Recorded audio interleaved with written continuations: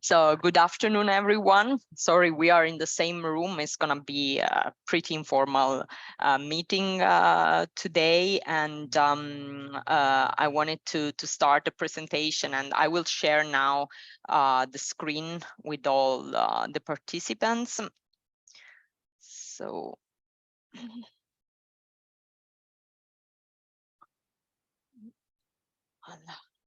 Okay. So as you can see in the picture, I'm Alessandra, and you can see it? I see the whole screen? Okay, great. So I'm Alessandra, I'm in charge of the Science and Technology Office of the Embassy of Switzerland. And today we invited our researchers, like Swiss-based researchers who are currently in Korea to develop their research for a few months, and were under the program of the leading house for the Young Researcher Exchange.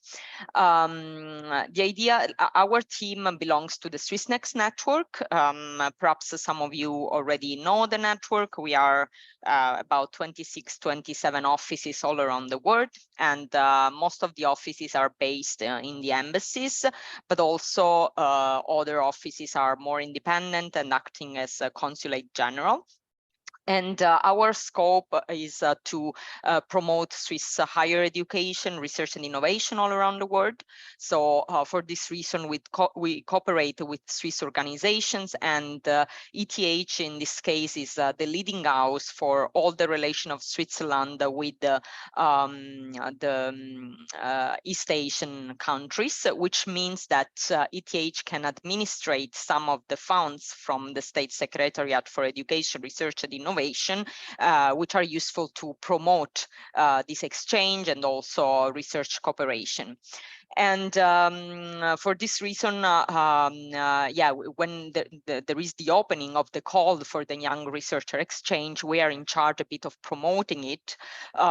This call is a bilateral call in the sense that there is a counterpart in Korea, which is the National Research Foundation, and they also offer the same scholarships that ETH offers, but to Korean researchers to go to Switzerland for the same period. The scope of today meeting, we decided to have in a meeting format rather than a webinar, because for the people who are interested, it's easier maybe just to turn on the camera and the mic and ask questions, because it's really like the scope is not to have any divulgation or like a scientific exchange, but it's really more about life in Korea.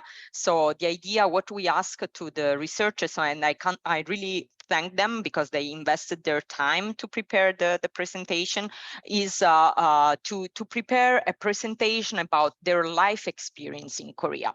So everyone puts something of him and herself in this presentation, and of course they will mention also about their research, etc. But the main point is to bring the experience, challenges, and also like the opportunities that they found through this experience. We decided to use a format that maybe some of you already know, which is the PechaKucha. PechaKucha is a storytelling international format, and so each one of them has 6 minutes, and the slides will turn automatically every 20 seconds. And so that the storytelling is kept in a sort of balance, let's say, and is going to be about their stories. At the end of their presentations, there will be all the time for exchange and questions if you have, or maybe on my side I can add some additional information, or you have here also Robin Vital from the Leading House Asia, who can add on her side additional information about the next call, etc. So I will start now. We are all in the same room, so if sometimes there is any issue with the mics, etc., I hope that I can you can kind of forgive us. But we thought it was nice to meet with the researchers in Korea, so we invited them at the embassy. So I ask now the first speaker, who is let me change slide if it works. Yes, who is Paroma. Paroma is here almost since 3 months. I think you will leave the country on Monday. So I think she's like the one who can really bring like the all experience here.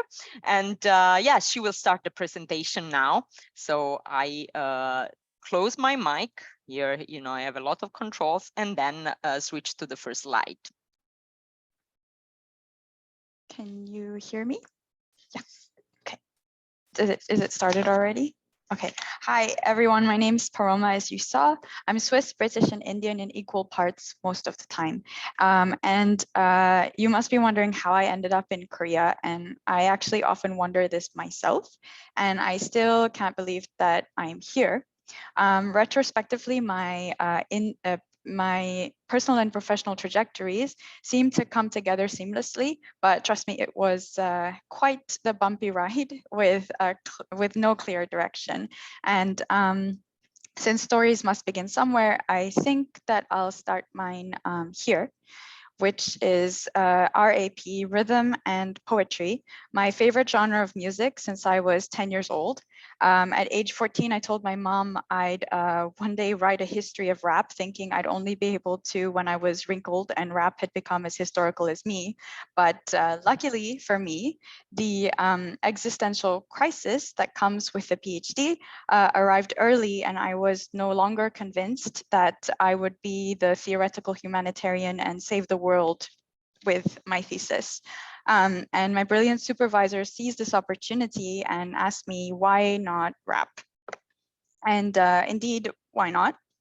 It was the best decision I ever made, and it turned my work into my passion, and music became my entire world. I spent 6 years studying French rap, loving every minute. I finally finished my thesis in March 2020, and then 3 days later, as we all know, the COVID-19 lockdown happened, and we all know what came next. And my family had quite a troubled time of it. So I spent the better part of 2020 and 2021 just getting by, like all of us, I guess. I applied for fellowships, but nothing came through, which was actually another blessing in disguise. Instead of rolling straight into the postdoctoral life, I therefore had time to struggle and reconsider. And I also had a lot of time to watch Netflix, which is when I found myself wandering out of my norm and watching a TV show that was to become quite a pivotal turning point for me. Crash Landing on You and not Parasite or Squid Game was my first re-exposure to Korean entertainment. I'd had previous periods of listening to Korean music in my undergrad, but it had never become my main focus. The pandemic was still raging, I was still confined, I had time, so I decided on a personal project, Hangul and Hanguko. I just started to teach myself Korean because I thought it would be fun, and somehow I went straight down the rabbit hole and became completely immersed in this new cultural world. And all of this was happening sort of in secret or on the sly in my own bedroom until enter my supervisor part 2. And we discovered over lunch one day that we were both consuming a lot of South Korean television series. And somehow that conversation ended with us both agreeing that I should absolutely turn my procrastination into a postdoc. And so with his guidance, I was thrilled to legitimize my lack of time management. So I started writing down my thoughts, but I was sure that no professor in Korean studies would take me seriously with my complicated national identity and convoluted professional trajectory. A rookie researcher who had decided to switch topics and continents once again. So really, I had nothing to lose. And through a series of lucky strikes and encouragement from the Swiss research team, at the embassy here, I wrote to the first of a long list of professors about my embryo of an idea. And that first professor, whose historical writing is my goal, despite the odds, actually wrote back. So I went from specialized in French rap in March 2020 to rediscovering Korean TV a year and a half later, to suddenly having the opportunity to take a complete U-turn in my career path. And it is possible, apparently, and the opportunities that I found here have been plentiful and unexpected. Is it mad that I'm doing a postdoc on a country that I hadn't studied for a very long time and never visited prior to 2022? Yes. But now that I'm here, everything fits into place. Academically, it's been brilliant and rewarding, and the overall experience has been just fantastic, I'd say. Korea somehow speaks to both my Asian and European sides simultaneously, while being something completely unique that I had never experienced before. And I prepared really well, given the nature of my topic, for the potential culture shock, but I didn't really have time to have one. And what I guess surprised me the most was how inquisitive and warm people are here. Unlike in many other places I visited and lived, they just pulled me into their lives and found a place for me. Some other things to note: don't ever tip, it's rude, and clear up after yourself in cafes and restaurants. And if you ask for help, you won't be left alone. People are really kind. Seoul is the ideal big city for me. It's awake 24 hours with efficient transport, clean infrastructure, green spaces, delicious food, nightlife like bars, clubs, cafes, and it's even safer than Switzerland. You want to reserve a table at a busy coffee shop, just leave your phone or wallet on it. Don't worry about it. And one of these places is in Seoul. Can you guess which one? It is a big city, but with plenty of mountains and nature to appease our Swiss habits. But beware, because in winter, like right now, it's really, really cold, and I don't think anything can prepare you for that, or at least that's been my experience. It's been a pretty spectacular personal and professional journey, and at the end of 3 months, I have finally figured out where to buy the correct bin bags for recycling, how to get on the metro in the right direction on the first try, and received exactly the coffee that I intended to order in Korean. So I think this is very much progress. So if you're curious, don't pause, just apply, and you won't regret it. And if you want any suggestions on what to add to your Spotify playlist for 2023, I have a whole discography of Korean rap that's waiting to be heard. So thank you. Thanks a lot, Paroma.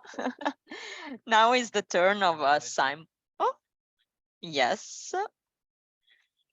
Not yet. Now you should hear me? Yes, Okay. yes, now it works. So I let Simon to start. Yeah, my name is Simon Kramatte. I'm a material scientist, and I studied material science and physics in different places in Germany. I went for Erasmus in Stockholm, and then finally I ended up with a PhD in Thun, Switzerland, at the Federal Institute for Material Science and Technology, which brought me finally to Korea. What we do in Thun, in the Material Science Institute, is metal 3D printing. And for you to get an idea, I put some videos here. So just enjoy the show. It's too fast. It is a little bit more complicated than you saw in the previous video. So we want to do 3D printing with two different components that you can see here in this video, that we bring two different materials, in this case, metal or aluminum powder and aluminum oxide nanoparticles, to finally create metal matrix composites. To model this on an atomistic scale, we have to model both the aluminum and the aluminum oxide. And doing every single material, it is not that of a big problem, but the interface is bringing up a lot of challenges. And what are we doing? So we do atomistic modeling with molecular dynamics, and that you can imagine that the atoms are connected by springs. And to describe the time evolution, you have different springs, And as there can be different springs, you can also have different mathematical descriptions for the physics that is happening between the atoms. And therefore, we need different functionals to describe these interactions. And as I showed with the springs, we have springs for aluminium and aluminium oxide, but we had the missing part. And when we got this call, my supervisor in Switzerland had the brilliant idea that we can find help in Korea with an expert, with Professor Beijong Lee, who is like worldwide leading in designing those potentials, functionals to describe interactions. He is located in Pohang, which is the city with the biggest steel mill in Korea, so really good for material science. So we asked him by mail if he would be willing to support our idea, and then he got quite happy because he was actually working already on this type of problem. So all together, we prepared an application that got finally reviewed and accepted. Then I had to do a lot of paperwork, which was not that easy for a German living in Switzerland, as I had to get apostilled or like certified all my degrees to get a visa in South Korea.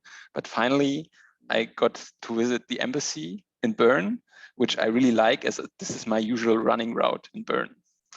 And now I'm sitting in a lab in South Korea and do this computational spring testing on my laptop, which you can imagine something like that on the left side. Sitting in front of my computer and code is basically the same as I do in Switzerland, but the environment is completely different in the Korean lab. So in Switzerland, all my colleagues and we work almost 9 to 5. But here in Korea, everyone like arrives at 10 and stays until like 12 at midnight, even longer. And I already kind of adapted because meetings in Switzerland are like really late in Korea. But all my colleagues spent like all their day life in the office, or actually all their life, and we have every lunch together and every dinner together. We go out to the city center, and I have tasted a lot of different Korean food things, soups, whatever. After lunch, we usually all brush our teeth together, which I really like because in Switzerland, I was always the only one doing that. And then the Koreans like go for a comfortable nap in the office or just sleep at their place, or we have a napping room or someone vanishes. And this is funny, you can also see that in public transport a lot. Me, myself, I usually like to go to one of the various coffee shops around the campus and have one of the Koreans' favorite, which is iced Americano, or even like the hot version with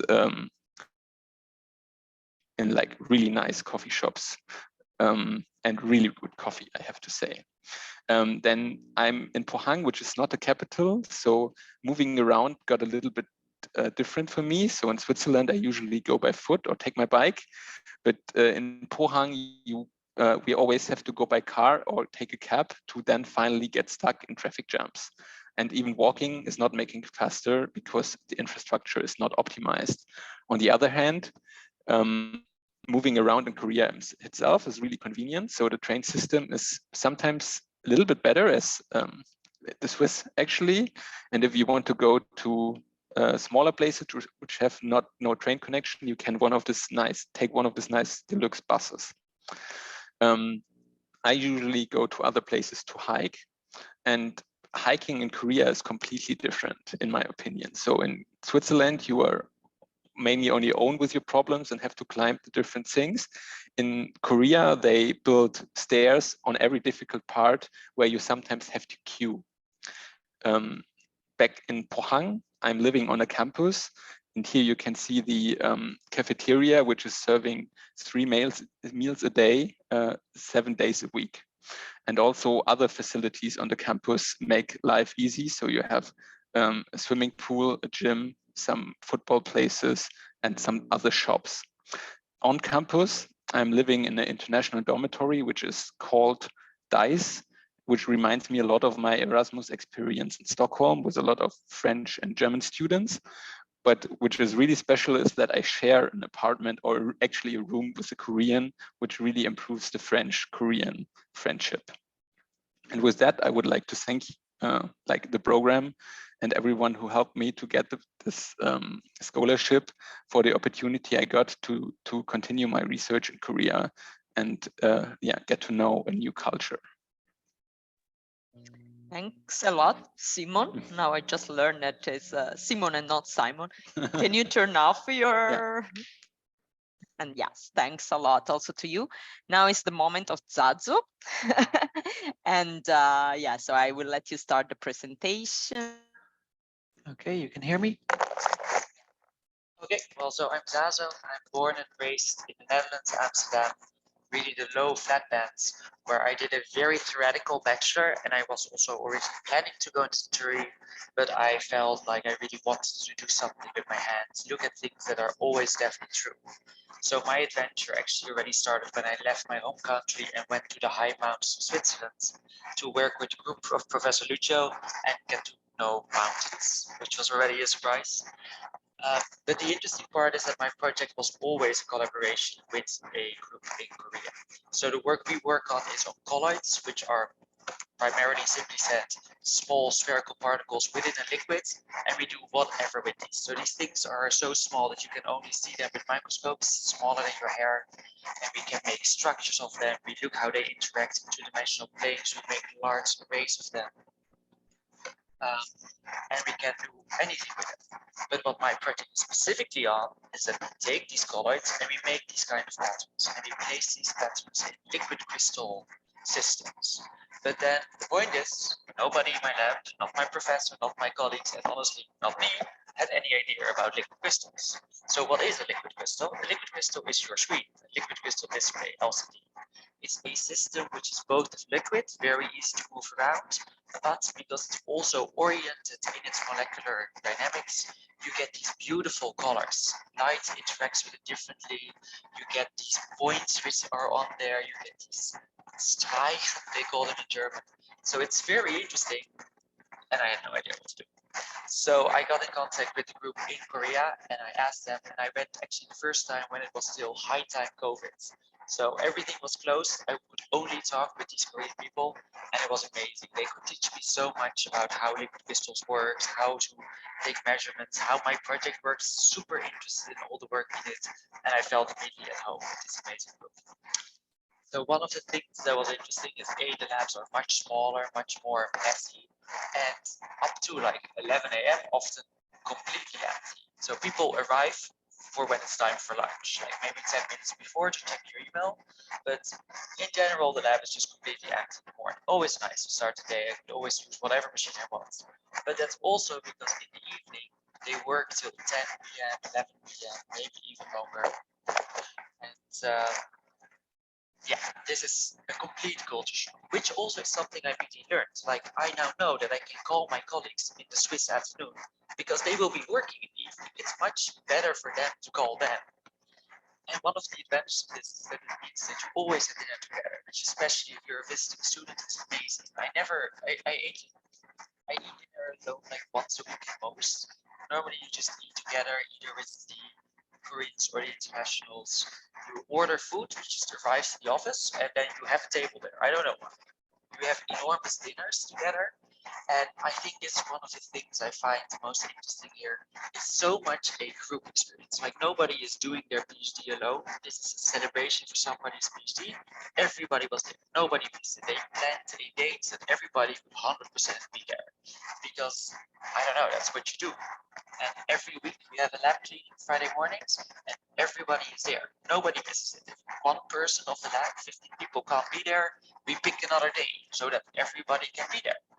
And I just think feel that the group experience is much closer together. And it's also what Simon mentioned, like people really, their whole life is their work, but that also means that they do more fun during work, right?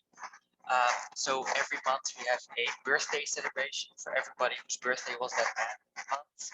On the 11th of 11, you have pepero, you have these stick cookies. So like 4 different Koreans came up to me and gave me like a box of 6 cookies, and then I also had to go to a shop to buy them.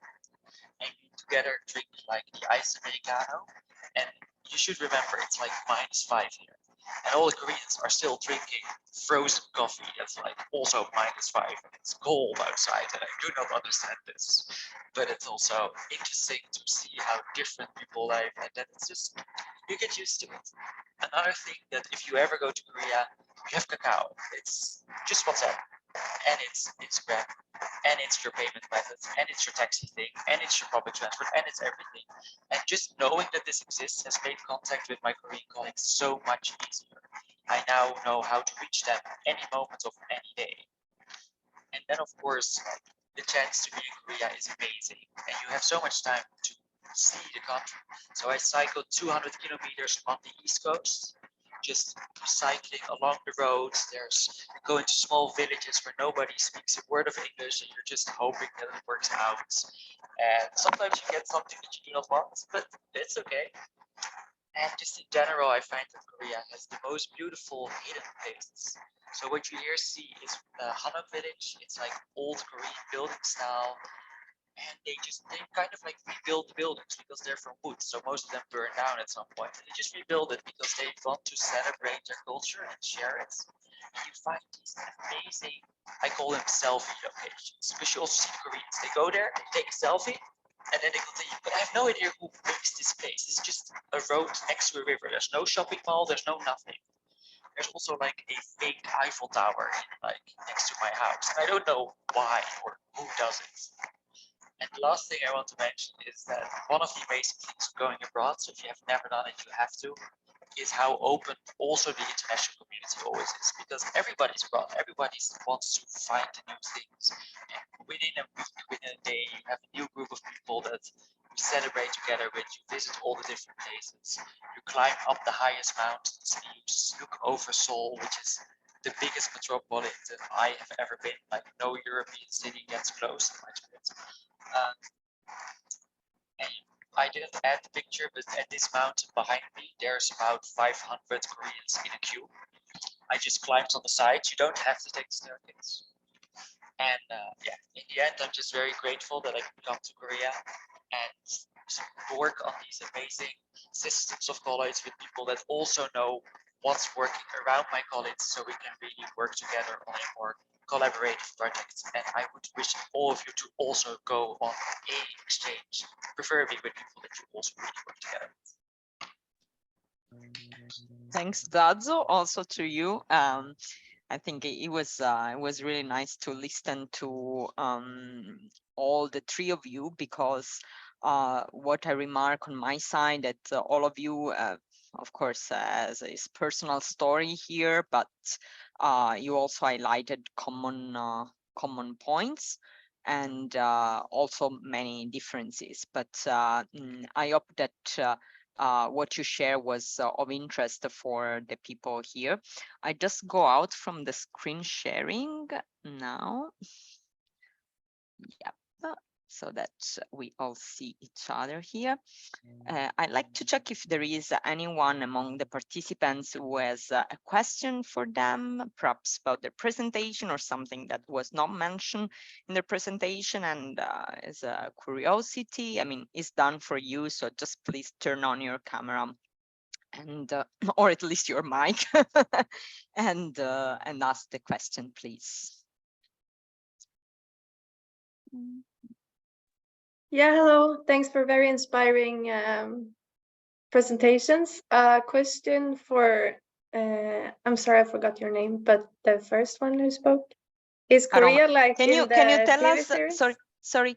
Can you tell us like where are you based? I mean, like which university, etc., so that we also know. Oh yeah, I'm at the EPFL. Okay, thanks. But I work at PSI, so it's actually closer to Zurich. Yes. Okay, Aroma. No, I just wondered, is it like the TV series or not?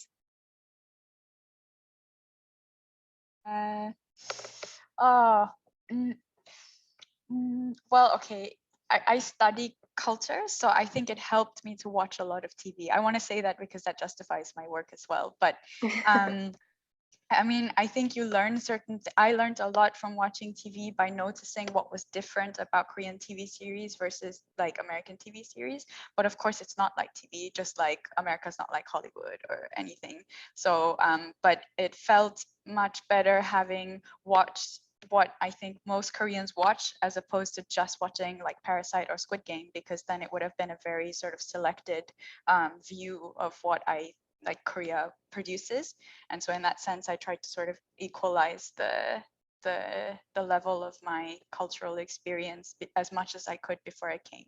But I also have time to do it because that's what I researched. So yeah, of course. Yeah, perfect. Thanks. Thanks a lot for the question. Any other question? Robin, as you are here in the meantime, perhaps we can put some point that could be of interest. I have also a few questions for them, but do you have any as leading hours promoter of this program? Like questions for the speakers? Not necessarily. I mean, I think they covered quite well, like parts of the program, which is certainly the least interesting part, I guess, of the application and everything. I hope we make it as easy as possible. We always improve the process. But I just maybe a remark, I think you all have an amazing time, and I think that's what it's about. That's, yeah, on one hand, your research, yeah, gets along greatly, but also that you have like a personal experience in a country, yeah, quite far away from Switzerland. Yes, indeed. On my side, actually, when we were discussing with them initially, we really asked them, say, look, guys, I mean, you all belong to 3 really different research fields. And the idea is like, we want to bring the message to Switzerland about your life experience. And so, of course, I mean, your life experience passes through your research because this is the main reason you are here. And then, I mean, we can go deeper in the discussion about it, but it's what we really wanted to, because Korea, as you say, Robin, you know, looks it's really far away from Switzerland, and it's also far away in culture, etc. But you know, it was brought also the work of Paroma is kind of testimonial for it. It was brought to the attention of many people in Europe or in like I don't want to use the word West, because after having participated to your seminar, I learned that actually West and East are not a real physical thing. So no, but like to a different culture, and it's really, but still, you know, looks quite exotic. I think in Switzerland people don't know much, so that's why we wanted to show something that was more about life. But for instance, I have a question for all the 3 of you. I think you are having all pretty good experiences, as what I said, but what was the biggest challenge once you arrive in Korea? Something that you imagine would have been like different or easier, etc., and instead you had to face, or something that you didn't imagine was here. It was a kind of wow moment in a positive way. So the 2 phases, the most challenging and the thing which was a wow. Who wants to say something?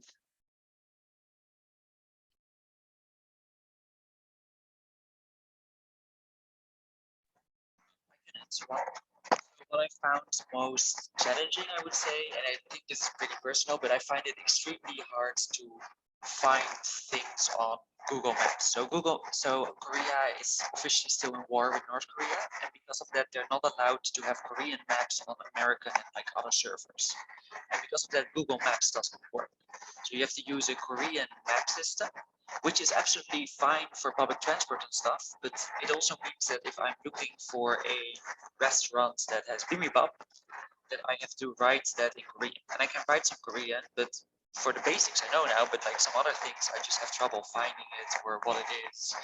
And that is like it works fine. In my own city, Dejan, I know where everything is, and it's never a problem. But when I just arrived, I found that challenging until I started to learn a lot of people and they can help me. And the Koreans are super helpful. Even on streets, you can just ask somebody and they're super helpful. What I found most wow is maybe that through this. If you ask a Korean for help, you just, even if they don't speak Korean, and you just, then everybody has a translation machine. And honestly, like in 80% of the time, they walk you there, or they just completely show you how to get there. And they're super friendly. And even if you don't speak a word the same language, you'll manage to work out. They're completely willing to take the time to help you.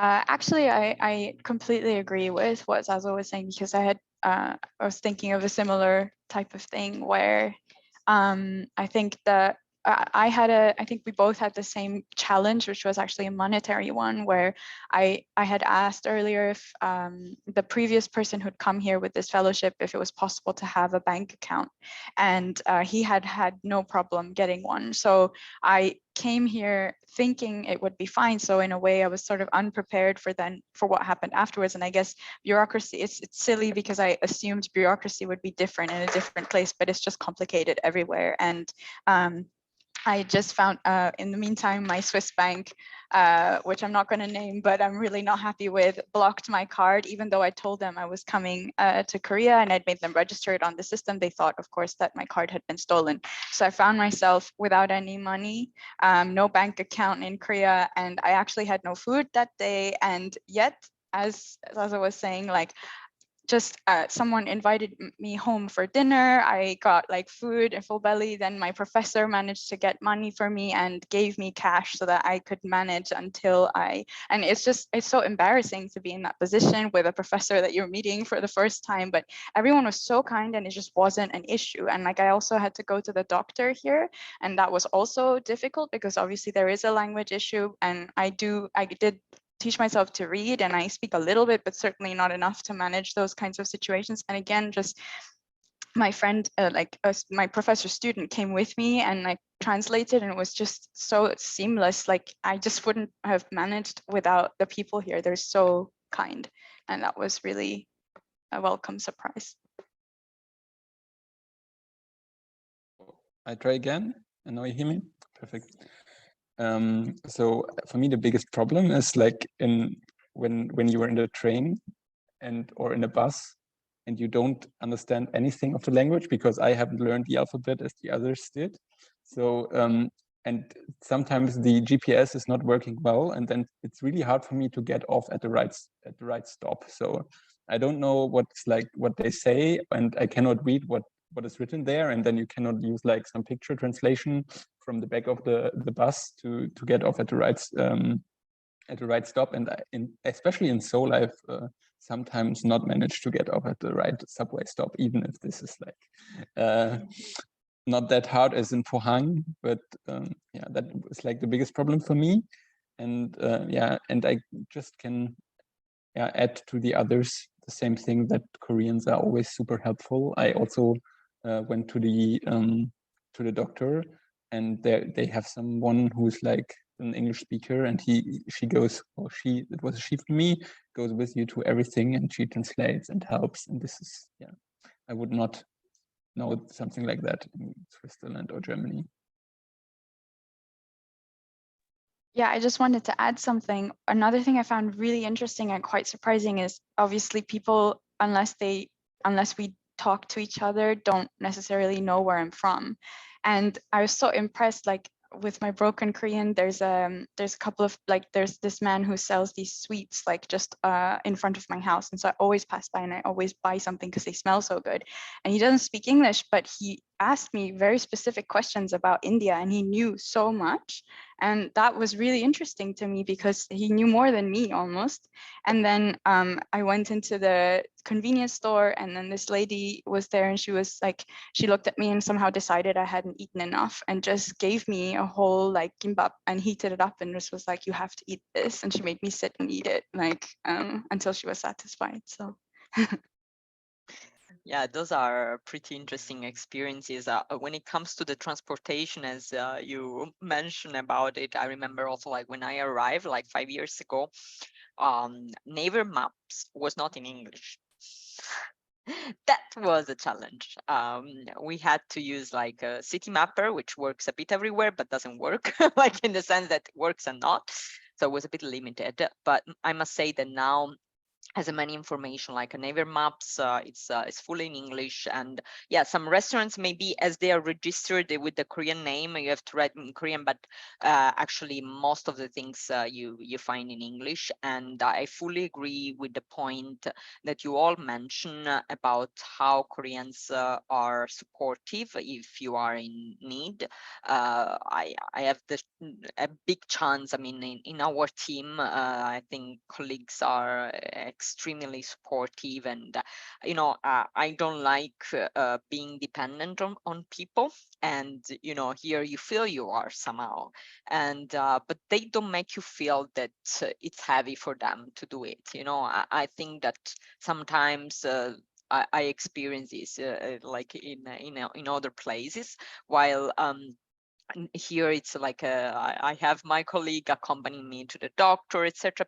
Anyway, there are international clinics where like there are doctors speaking English without any problem, as well as if you need to call emergency, you can pick the English thing, so they have translators, and it's never been a problem. Everything, the medical system is very good, and like hospitals are huge, and yeah, they're like cities, and they are really well prepared. So and especially extremely modern.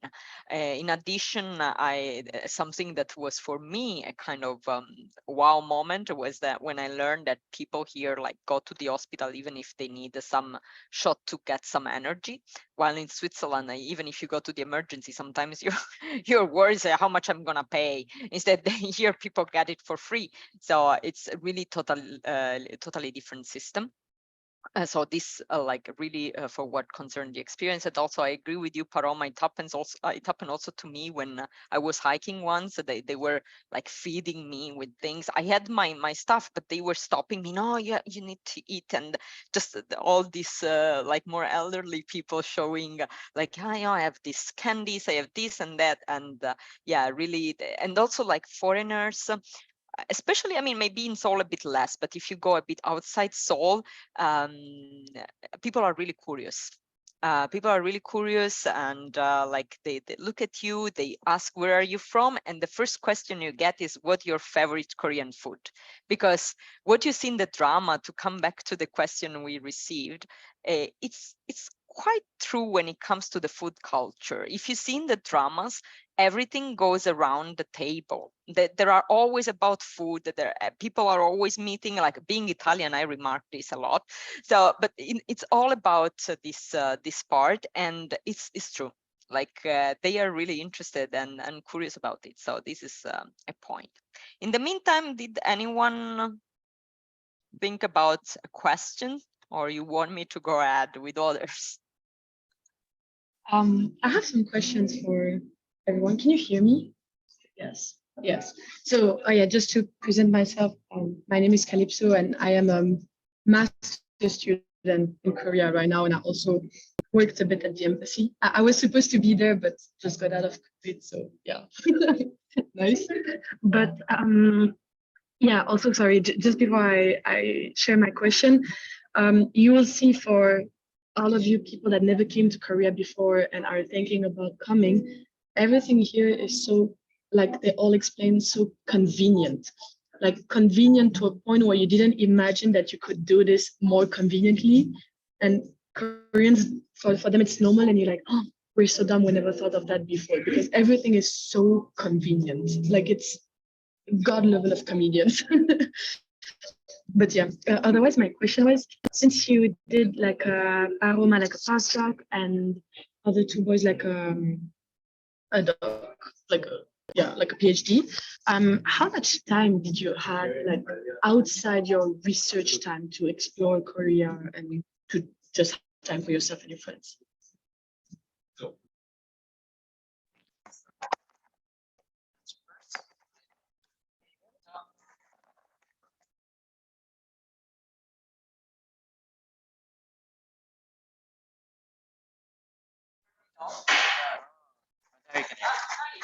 Okay.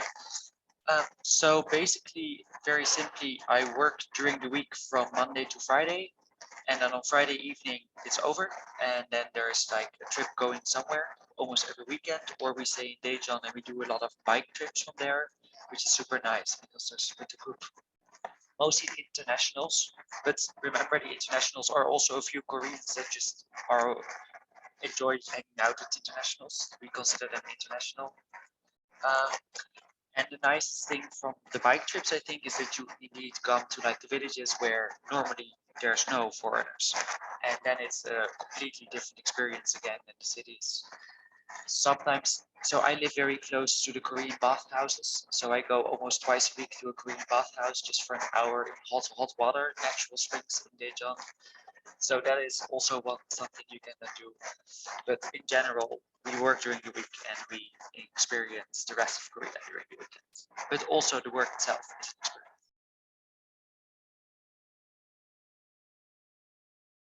So for me, my supervisor here in Japan, not in Japan, in Korea, he is pretty easy with me because I brought my own money. He is not paying me. I think the postdoc in our group, he's complaining a little bit that he is like pushed a lot because of the money he gets from the professor. But I can basically decide whatever I do. I hope my supervisor from Switzerland is not seeing this video.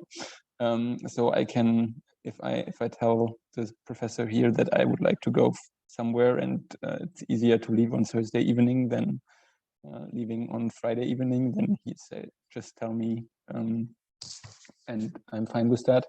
So far I could like do some join the other international students doing some trips through Korea. The Koreans from my group, they basically work during the weekends, so I think they only have one free day, which is Sunday, where they don't do that much. But the internationals here do like a lot of trips, and I sometimes try to join them when I don't want to relax on a weekend.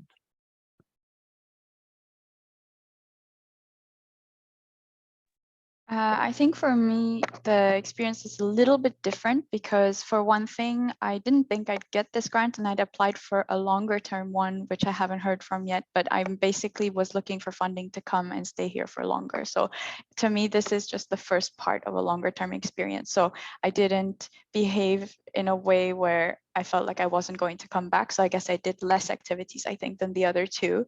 But also I'm in Seoul, and so there's a lot to see in Seoul. So I was mostly spending my time doing that rather than, I did go a little bit outside with my friends from time to time, but mostly it was just about experiencing the food, I think. And the other thing is that because of my research, I think I wanted to prioritize doing the things in Korea that I can't do when I'm not here. So my desk research was significantly reduced. And so even like having coffee with someone or networking with professors or going to an event, like all of these things are actually my work, or like going to a concert, that's all work for me. So in a way, like the whole immersive experience, like including the social aspect of it, is all a learning curve for me. So I'm always with my notebook and I carry it with me, but I love my work. So it's just, I guess I don't separate it in the same way as they have to. You know, Simon has to sit behind the computer to do his thing, and you can go to a concert, which is actually pretty good. Yeah, I think these are relevant, and yeah, what Calypso said is so true also about the being convenient. Something you remark in Korea is that it's really the country of contrast. You see like many areas which remind you of Europe, maybe in the 60s, 70s, like in terms of, you know, how they look like. And also you see the elderly people, how they behave, etc. And then you have this contrast with the super modern things. And especially you have the feeling you're living in the future when it comes to all the technological applications, delivery. Like when when I go back to Europe, I feel, oh my God, you know, now I have to go like to the supermarket, or I have to I mean, because of course delivery works everywhere, but here is you can't really imagine. It's something like you can order like at midnight, and you have like at 7 you have your grocery thing in front of your door. Like it's really like super advanced. Actually, it's the country with the most advanced system of delivery in the world. So this is in terms also, if you think about the amount of things, right? It's and the population. And if you think that Seoul is a city where, if you consider also the suburb, etc., it's like it reaches like around 20-25 million people on a population of 54 million people in Korea. And then you can, of course, I mean, there are moments, the rush hours that the transportation are full, but it's how to say, the quality of the transportation system is great. I remember also the slide from, it was you, Simon, who mentioned the train and the buses. Those are really true. The buses look really luxurious thing where you can travel everywhere in Korea, and it's really good. If no one has other questions, I have the last one for you, which is more, which concerns more the process to participate to the program rather than the experience itself. So I wanted to ask, first of all, how smooth the process was. If you have any like suggestion about improving, consider that are few editions, and then there was also COVID in between, so there was no there were not many opportunities also, like for the leading house and also for us to, you know, make the process like a bit better. So we really count on the feedbacks. And so if you have any suggestion, first of all, any suggestion to the people who are interested to apply for this program, and then also for the leading house and for us, that is great. Who wants to start? You go.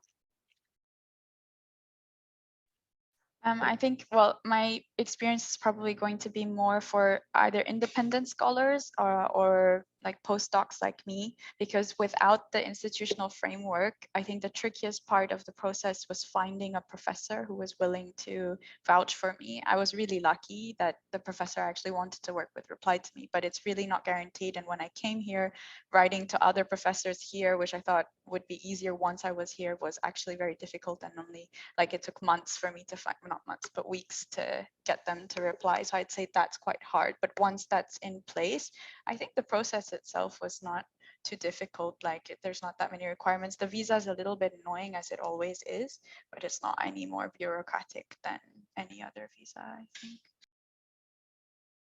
Just to add on this, it's I think the point of Paroma is really important, and in this case, like if you're interested to apply, but you are independent, like you are already postdoc, and perhaps your supervisor doesn't have connections, or you're a PhD student and your supervisor doesn't have any connection, you can contact us because we can help to find the good match for you. And we understand, I mean, there are no, like there is not an incredible number of cooperation. Then there are specific fields. I mean, when Paroma contacted us, I said, oh my God, we never work in this field because we focus more on art science. Now, how can we? She did her homework by herself, but we did our research on the side and see what would have been better, and told her that we would have supported her in this case. So in case it was not working out, we would have done. And also for the visa, there is a difference, of course, because Paroma is postdoc. So Her visa is more as a short-term working visa, so it's like for 3 months. So the process is different, but it's really easy as well. She just needs she needed the support letter from the organization and the professor who is hosting her, and then the process goes really smoothly. While for PhD student, you had to apply for student visa, right? So it's I think the process it's also really easy. Why they have to apply for visa? Because actually it's not the leading house directly sponsoring them. The leading house sponsors the Korean researchers going to Switzerland. Why is the National Research Fund which sponsors the Swiss researcher going to Korea? And this means that they receive a stipend, a salary in Korea, and for this reason they need to have a visa which is not the touristic visa, because otherwise as a tourist you can come, you have to apply for this K-ETA online, which is the same of ESTA, the US visa, so it's not a problem, but you could not receive any funding in Korea. So who is next? I did not really have a lot of problems. You have to write a proposal, and I find writing always hard to sit down for it. So my advice would be, and I think somebody is going to shout it's a bad idea, wait till like you have a week, because then you just finish it in one time, and otherwise you take forever. In the end, the proposal is mostly just something to, it's a nice thing to think, to write down what you're going to do. I use it now to look back like, oh, I just now have a few days where I have something, no plans for experiments. Oh, wait, I said I was going to do that. Maybe I should actually do it. So that's, I like having a proposal for this specific research.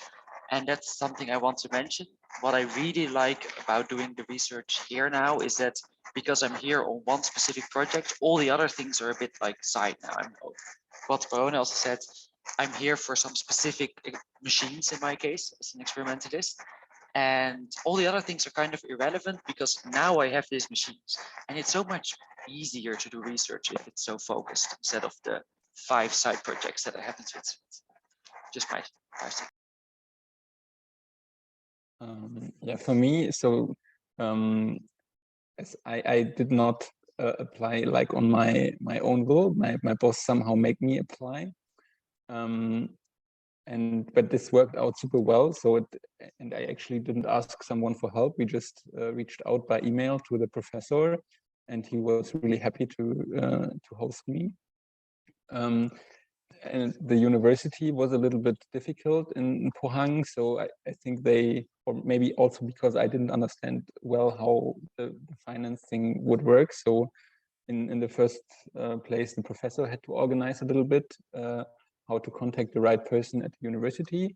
This was yeah, but once we figured that out, this was also good for me as a German. It was, and I don't know if Saso didn't have this problem.